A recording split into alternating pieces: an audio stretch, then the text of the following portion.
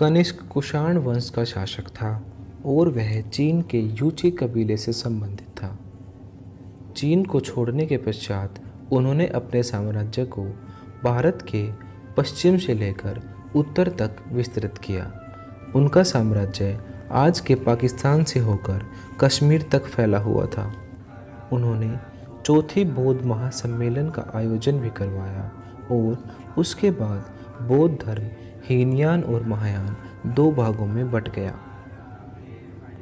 प्रथम शताब्दी ईसा पूर्व में कनिष्क ने भारत में शुद्ध सोने के सिक्के जारी किए थे। ऐसा माना जाता है कि चीन में उस समय के शासक अपने सिक्कों पर देवपुत्र लिखा करते थे। उन्हीं को देखते हुए कनिष्क ने भी अपने सिक्कों पर देवपुत्र और स्वर्गपुत्र लिखवाया।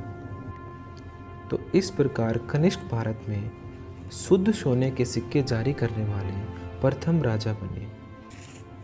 कनिष्क ने भारत में आकर संस्कृत भाषा को सीखा और भारतीय संस्कृति में वे बिल्कुल घुल मिल गए थे और उन्होंने भारतीय संस्कृति में बहुत ही योगदान भी दिया है, जिसे भारत कभी भी भुला नहीं सकता।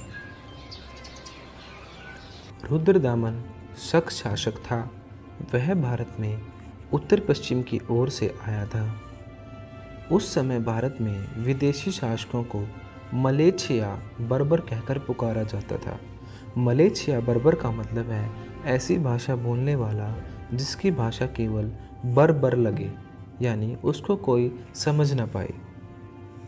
विदेशी शासकों को भारतीय लोग ज़्यादा पसंद नहीं करते थे, परंतु रुद्रदामन और कनिष्क जैसे कुछ राजाओं ने भारत के लोगों के दिलों में अपनी एक बहुत महत्वपूर्ण छवि बनाई।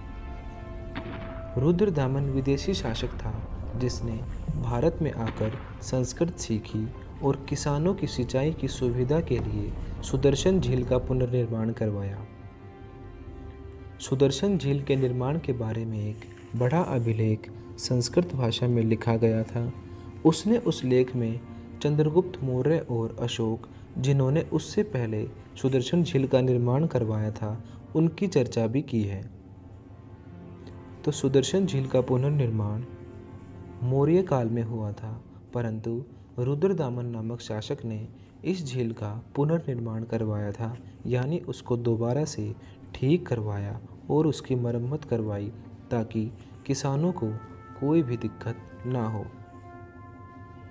ये सारी बातें हमें रुद्रदामन के अभिलेख, जूनागढ़ अभिलेख या हम इसे गिरनार का अभिलेख भी कह सकते हैं, से प्राप्त हुई हैं।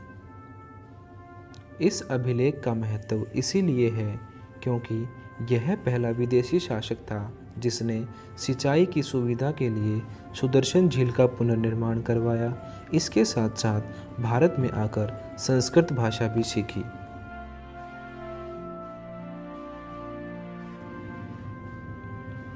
हर्षवर्धन का जन्म थानेश्वर हरियाणा में हुआ था और थानेश्वर के ये सम्राट थे। इन्होंने अपनी राजधानी को बाद में कन्नौज में हस्तांतरित किया था और 7वीं शताब्दी ईस्वी के लगभग ये भारत के सबसे बड़े राजा थे। हर्षवर्धन के दरबारी कवि का नाम भाणभट्ट था और भाणभट्ट ने एक पुस्तक की रचना की है जिस पुस्तक का नाम है हर्षचरित्र। हर्षचरित्र संस्कृत भाषा में लिखी गई है और यह शासक हर्षवर्धन की जीवनी है।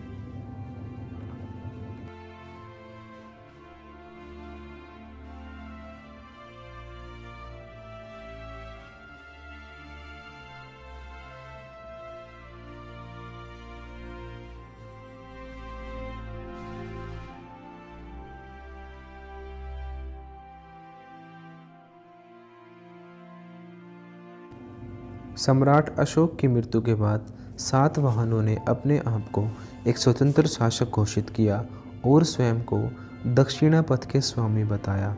इन्होंने दक्कन भारत में अपना राज शुरू किया और ये पहला ऐसा राजवंश था जिसने भारत में शीशे के सिक्कों को जारी किया। ये शीशे के सिक्के रोम से लेकर आए थे और भारत में भी उन्होंने इन सिक्कों का प्रचलन शुरू किया। सातवाहन शासकों के सबसे प्रसिद्ध शासक हैं गौतमीपुत्र श्री सातकर्णी। उनके समय पे यह राजवंश अपने चरम शिखर पर पहुंचा था।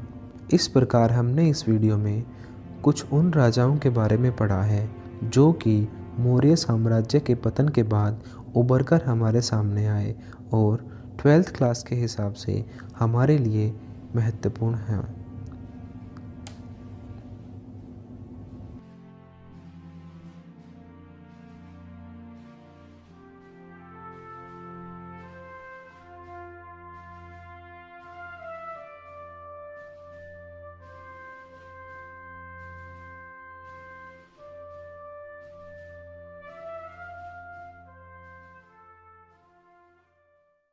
अगर इंग्लिश आपकी सफलता की रुकावट and if you are not getting right position respect because of English, so don't worry, हमारा एक चैनल है फ्लुएंटा इंस्टीट्यूट नाम से, जिसका लिंक हमने ऊपर आई बटन में और नीचे डिस्क्रिप्शन में दिया हुआ है, या फिर आप यूट्यूब पर फ्लुएंटा इंस्टीट्यूट FLUENTA लिख कर भी सर्च कर सकते हो। हमारा चैनल आपके सामने आ जाएगा।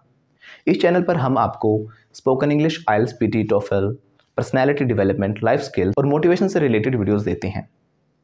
और अगर आप हमारे कोर्सेज ज्वाइन करना चाहते हो तो ऊपर दिए गए नंबर पे हमारे काउंसलर्स को कॉल करें और कोर्सेज के बारे में अभी पता करें।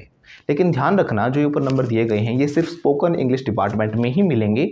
बाकी किसी इन्फॉर्मेशन के लिए या क्वेरी के लिए आप इन नंबर पे कॉल बिल्कुल मत करना, क्योंकि ये सिर्फ स्पोकन इंग्लिश रिलेटेड जो हमारा डिपार्टमेंट है वहीं पर आपकी बातें हो पाएंगी। और अगर आप चाहते हो सब्जेक्ट्स की PDF और कोई और इन्फॉर्मेशन, तो आप हमें इंस्टाग्राम पर फॉलो कर सकते हो, जो कि हमने नीचे डिस्क्रिप्शन में दिया हुआ है, या फिर आप सर्च करके भी हमें इंस्टाग्राम पे फॉलो कर सकते हो। हम जितने भी बाकी सोशल मीडिया प्लेटफॉर्म्स हैं हम सभी पर अवेलेबल हैं, आप उन पर भी हमें फॉलो कर सकते हैं। बाकी जो हमारे सब्जेक्ट्स हैं उनकी सभी की वीडियोस हमने प्लेलिस्ट में बिल्कुल सीक्वेंस में डाली हुई हैं। आप जो भी सब्जेक्ट पढ़ना चाहते हो उनकी जो वीडियोज़ हैं प्लेलिस्ट में से सीक्वेंस में ही देखें, जहाँ पर आपको पूरा का पूरा सिलेबस सीक्वेंस में मिल जाएगा। जैसे कि पॉलिटिकल साइंस है, हिस्ट्री है, सिविक्स है, सभी सब्जेक्ट्स हमने अलग अलग से दिए हुए हैं। तो जो हमारे चैनल है फ्लुएंटा इंस्टीट्यूट वो है स्पोकन इंग्लिश के लिए। बाकी अगर आप सभी सब्जेक्ट्स की जो वीडियोस देखना चाहते हो वो आपको इसी चैनल पर मिलेंगी, फ्लुएंटा फैमिली पर। और जो हमारे जितने भी सब्जेक्ट्स हैं उनकी जो वीडियोस हैं वो सारी प्लेलिस्ट में से सीक्वेंस में ही देखें। हमने सारी वीडियोज़ को अरेंज किया हुआ है प्रॉपरली प्लेलिस्ट के अंदर, जिनका लिंक भी हमने नीचे डिस्क्रिप्शन में दिया हुआ है। Thank you.